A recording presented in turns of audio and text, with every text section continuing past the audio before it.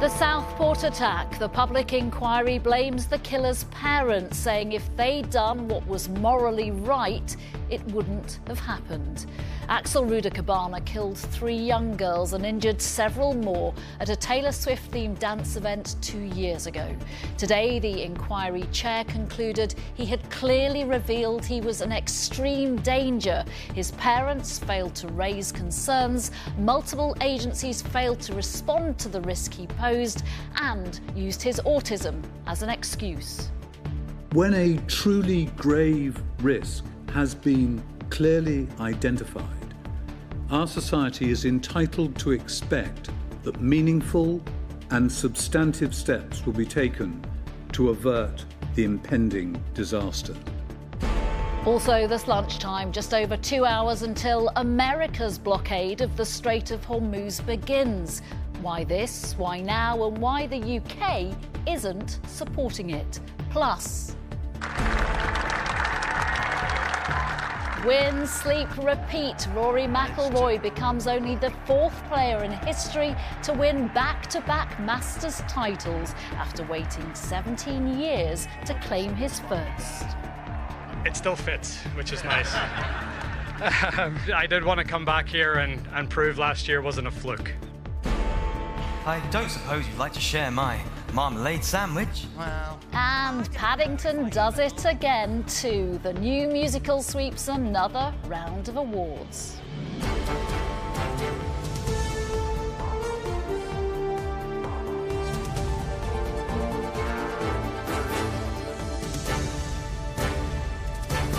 This is the ITV Lunchtime News with Nina Hussain.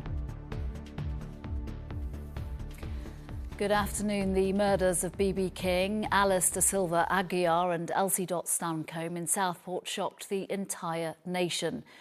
Today, the first phase of the Southport inquiry blamed their killer's parents for the attack, which left 10 other people seriously injured and multiple children and adults who were present mentally impacted. It said that if Axel Ruder-Cabana's parents had raised the alarm about his behaviour, something the inquiry chair said they morally should have done, then the attack wouldn't have happened. The inquiry also found that multiple agencies, including the police, local council and the Prevent programme, failed to take ownership of the risks posed by the killer, who has been referred to as AR. And rather than blaming him for his own violent behaviour, his autism was often used as an excuse for it. The report also made a number of recommendations to prevent similar tragedies happening again. Ellie Pitt has the details. July 2024, the summer holidays in Southport. 26 children were singing and dancing to Taylor Swift songs when a teenager entered the room and began attacking them. He killed Alice, BB and Elsie. Today, the chair of the Southport inquiry said the attack would not have happened if the murderer's parents had told authorities the truth about their son. I have no doubt that if appropriate procedures had been in place and if sensible steps had been taken by the agencies and AR's parents, this dreadful event would not have happened. It could have been, and it should have been, prevented. On the 29th of July 2024, the killer was filmed on CCTV pacing outside his house before he got into a taxi to the dance studio. Once inside, he stabbed 11 children and 2 adults. He was sentenced to life in prison, but there were many missed chances to stop him. Criticisms in today's report include that AR's autism was treated by agencies as an excuse for his behaviour, including his violence. His case was passed from one public sector organisation to another in a merry-go-round of referrals. And there was a failure of any organisation to take ownership and responsibility for the risk he posed to the public. One of the most striking conclusions from this inquirer's extensive investigation is the sheer number of the missed opportunities over many years to intervene meaningfully, which directly contributed to the failure to avert this disaster. Numerous systems that should have provided oversight, assessment and protection were ineffective or inadequately used. Some failed outright. Now, we launched the inquiry to get to the bottom of all the fundamental issues, and I gave my word then, and I give it again. We will act on whatever the findings are. It's really important that we do so. The next stage of the inquiry will provide the actions that can be taken to stop, as the survivors of the Southport attack are calling for, anything close to the horror of that day happening again. Ellie Pitt, ITV News. For more on this story, we can speak to our UK editor, Paul Brand, who's been looking at the findings of the inquiry in Liverpool. Paul, we're used to seeing organisations in cases like this, like sometimes the police, like councils, being blamed. This seems very unusual that parents have been criticised in this case. Yeah, overall, the failures contained in this report are long in terms of a list and a litany of failed opportunities, really, to stop Axel Rudy-Kobane. In fact, the word failed, failing, failure is mentioned more than 200 times in these two hefty volumes of today's report. It's clear that the chair of the inquiry believes that nobody, almost nobody anyway, no person, no agency involved in the attacker's life did enough to spot the risks that he posed. Not the council, not the police, not mental health services, and not the PREVENT programme either. But as you say, interestingly today, he believes these failures are not just of policy, but of parenting too. In particular, that scathing criticism of the attacker's father, saying that he was at times obstructive, that he was manipulative when it came to the agencies trying to intervene in what his son was doing. He did try and stop the attacker from committing other violent acts, but he didn't do enough to report what he knew was going on at home. The recommendations of this report in some ways are familiar from other awful events that have happened in the past. This idea that agencies just aren't joined up enough, that we need some kind of overarching agency maybe to take responsibility. There are concerns here too about online material that children are accessing, difficult conversations about the autism that the attacker had. The chair is keen not to stigmatise people who also have autism. Only the attacker can account for his actions. I think the painful thing though in this report for the families today is that he could have been stopped. Paul Brand, thank you very much. Thank you. And there are more details about the inquiry's findings on our website, itv.com/news.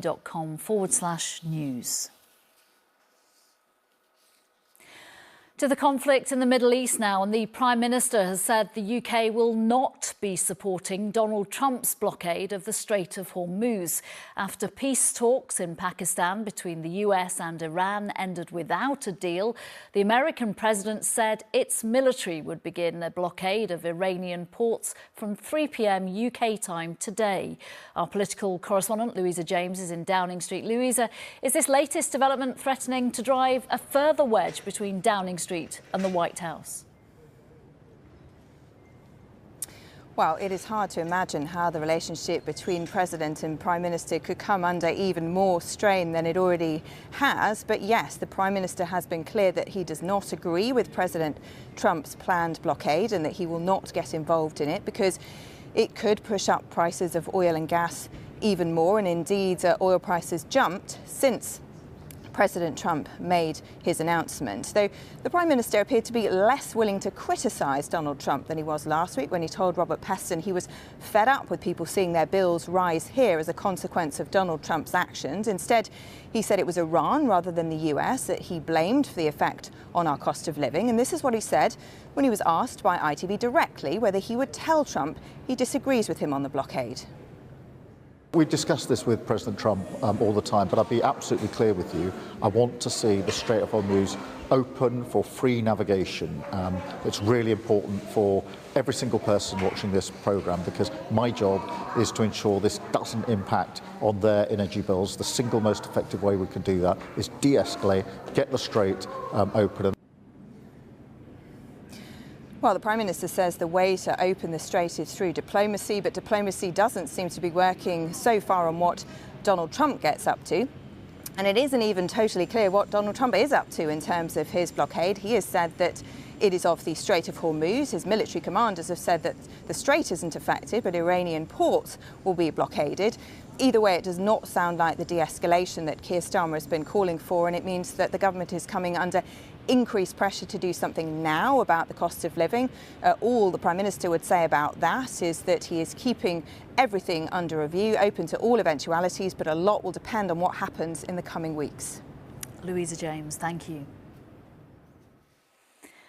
The shockwaves from Hungary's election result were being felt right across Europe this morning. Last night, tens of thousands of people gathered along the Danube River in Budapest to celebrate the defeat of Prime Minister Viktor Orban after 16 years in power. He was an ally of Donald Trump and close to Russia's President Putin, and many EU leaders have been quick to welcome the result. Our Europe editor, James Mates, was in Budapest on an historic night.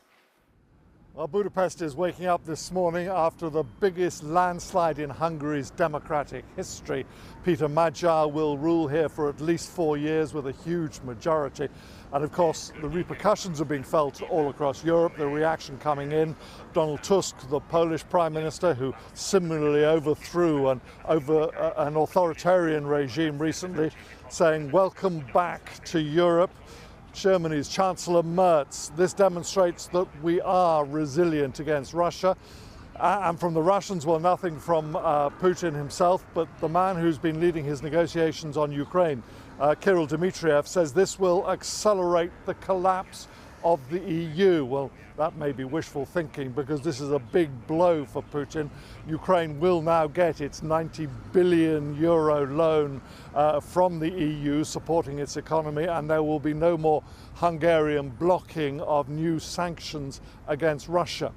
There's been very little comment yet from the White House, despite them having backed Orban so volubly during the campaign. Perhaps that's not unusual for Trump, who, if someone loses, he tends to immediately write them off. But for those around him who had hoped that Orban was the basis for exporting the MAGA movement into Europe, this will have been a very big blow indeed. Of course, Peter Magyar is not going to be able to undo Orbanism, if I can call it that, overnight. 16 years it's been built into society here, and even with a two-thirds majority which allows him to change the constitution, it's going to be a long way back for Hungary, but he has fought incredibly well against Orban, and there will be many lessons learnt from others fighting the authoritarians in Europe as to how he did it. Our Europe editor James Mates reporting from Budapest. Next, MPs will today debate a petition calling for the government to introduce statutory paid menstrual leave of up to 3 days a month for people with conditions such as endometriosis. Endometriosis affects 1 in 10 women from puberty to menopause, although the impacts can be felt for life. In the UK, that means around 1.5 million women are affected, and it's estimated to cost the UK economy more than £8 billion a year through treatment, loss of work and healthcare costs. I'm joined now by Emma Cox, the Chief Executive of the charity Endometriosis UK. Thank you very much for coming in. Why are you calling for this change? So the people who put the petition in for this change, they are people with these diseases, menstrual health conditions like endometriosis, and they're suffering at work because they're not given the support they need. And they see this as a way of trying to get the help they need to deal with a condition that can impact quite significantly on people's lives. So if you are in great pain, can you not already call in sick and say to your bosses, your managers, I really just can't come into work today? Do we need an extra law to accommodate that? Well, in theory, yes, you can just call in, but what we're finding is that in society is just not dealing with menstrual health conditions like endometriosis and adenomyosis. They don't understand the potentially fluctuating nature, because symptoms can vary each month and through the year, different times of the month. And also it's they're conditions that people have traditionally not talked about, so employers don't understand them. So whilst it isn't the ideal answer, it would be one solution to help people who are suffering. And what's the difference between endometriosis and the other condition that you mentioned? I mentioned adenomyosis. So endometriosis, where cells similar to the womb grow outside of the womb itself, often in the pelvic cavity, but elsewhere in the body too. Adenomyosis is where cells similar to those lining womb grow in the muscle of the womb itself. So you can imagine they're having an impact each month within an actual muscle, and that can be very severely painful. And this horrendous situation for women, whether they've got one or the other of that. In response to the petition initially, the government last year said the government has no plans to introduce menstrual leave for those with endometriosis. What would the campaigners be saying to try to change that while this is being debated later today? Well, we have seen some changes. So there's now a change so that statutory sick leave is from day one. That's just come in. And I think that what people who want this is these are people who are really trying to do a good job at work. They really want to do well, but they're just not getting the support that they want. And I think that menstrual leave is one potential way of supporting that.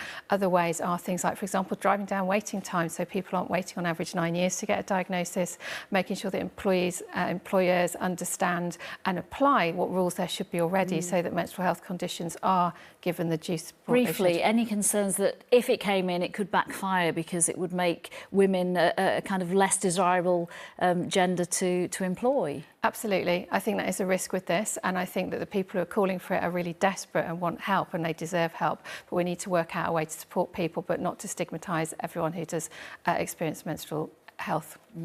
Emma Cox, thank you very much for your thoughts and for coming in today. Thank you.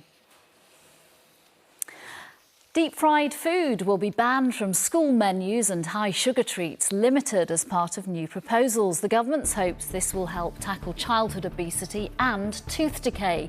Under the plans, desserts and baked goods will only be served once a week, and schools will no longer be able to offer unhealthy grab-and-go options. Hospital admissions from spider bites have doubled in England in the last decade. That's according to provisional NHS figures, which show there were 100 admissions in 2025. Experts are blaming the rise in the population of false widows.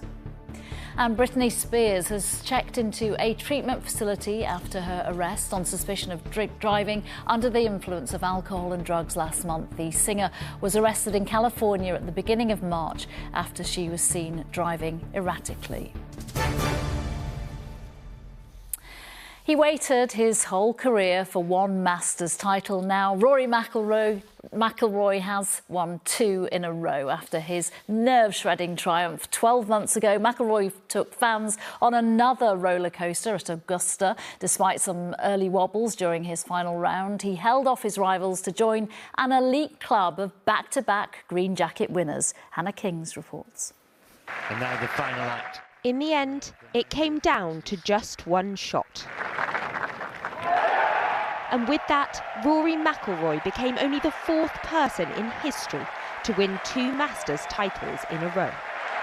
His cheers were barely audible over the roar of the crowd, but his elation and that of caddy and close friend Harry Diamond was clear. The journey to the final hole was no walk in the park. On Saturday, McIlroy held the biggest 36-hole lead in tournament history, only to lose his grip, starting yesterday's final round level with the US's Cameron Young. A double bogey on the 4th hole made victory look even further out of reach. Oh no, Rory. But a strong performance on the last 9 saved it for McIlroy. Yes, he did. And when he finally got to it, that coveted green jacket felt more familiar this time. Thank you, Chairman Ridley. It still fits, which is nice. I did want to come back here and prove last year wasn't a fluke. Those who didn't need convincing, McIlroy's parents. Having stayed in Northern Ireland last year, this time they'd made it to Georgia to be sure that they could watch in person as their son secured his place among golf's greats. Mum and Dad, I owe everything to you. You are,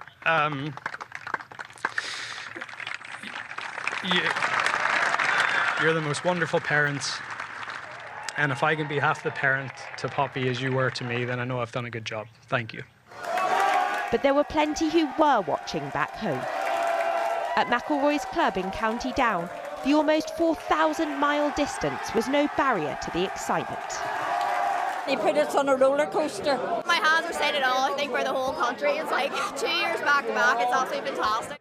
The test of nerves might be forgiven when Rory comes home with the title again. Hannah Kings, ITV News. And finally, from one prolific winner to another at last night's Olivier Awards, there was one star, or bear, who rose above the rest. The Paddington musical took home 7 of the 11 awards it was nominated for, including Best New Musical. Faye Barker was watching the ceremony. The biggest night in British theatre attracted big names in showbiz as the awards marked their 50th year. It's really, really extraordinarily compelling. Wonderful celebration and an honour to be hosting it. I don't suppose you'd like to share my marmalade sandwich? The big winner was the musical about a little bear, Paddington, scooping 7 awards. Including for the 2 people who take on the title role. My partner in crime. Artie Shah, you are radiant in every way, shape or form. My darling son Xavier, Mummy is going to keep making you proud, and I'm going to keep showing you that being different is a good thing.